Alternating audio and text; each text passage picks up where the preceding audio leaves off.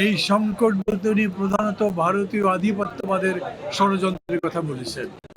ভারতীয় আধিপত্যবাদ আমাদের এই পরিবর্তনকে একেবারে স্বীকার করতে চায় না, পারলে আমাদেরকে একদিন ধ্বংস করে দিতে চায়, এবং সেই জন্য যা যা করবার দরকার সব তারা করছে।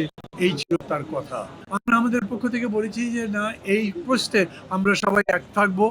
আমাদের ডিফারেন্স যেটা থাকবে, সেলিম ভাই বললেন যে যেরকম করে ডাইভার্সিটি ইউনিটি আমাদের মধ্যে মত পার্থক্য থাকবে, কিন্তু মূল জাতীয় ইস্যুগুলো সেই বিষয়টাকে বলেছি। তিনি মোটামুটি ভাবে আশ্বস্ত হয়েছেন।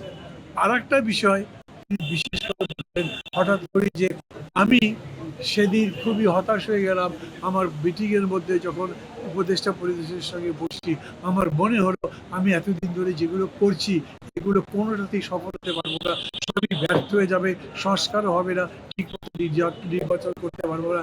এই জন্য আমি মনে করেছি আমার দায়িত্বে থাকা দরকার নাই, অথবা আমি ঘোষণা দিয়েছিলাম যে আমি পদত্যাগ করছি। আমরা এখন চাই না, আমরা মানে আমরা যারা বসি তারা না, সমগ্র জাতি চায় না যে এখন এইভাবে ডক্টর ইউনূস ক্ষমতার জায়গা থেকে বিদায় নিয়ে নিক, তাহলে আমাদের জন্য সংকটটা বেশি হবে। যে কম যদি সংস্কার হয়, আমি তো বলেছি তাহলে ডিসেম্বর, আর যদি বেশি সংস্কার হয় তাহলে জুন। এর মধ্যে আমরা আলোচনা করে যে কোনোটা করতে পারি, কিন্তু আমি লিখে দিচ্ছি, দরকার লাগলে পদত্যাগ পত্র হিসেবে লিখে দেবো যে জুনের পরে কোনোভাবে এটা গড়াবে না, তার আগে নির্বাচন হবে।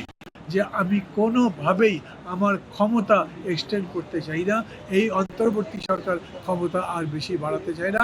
সামনে বরঞ্চ একটা নির্বাচন দিয়ে গণতন্ত্র নির্মাণের জন্য যা করা দরকার সেইটা আমি করবো।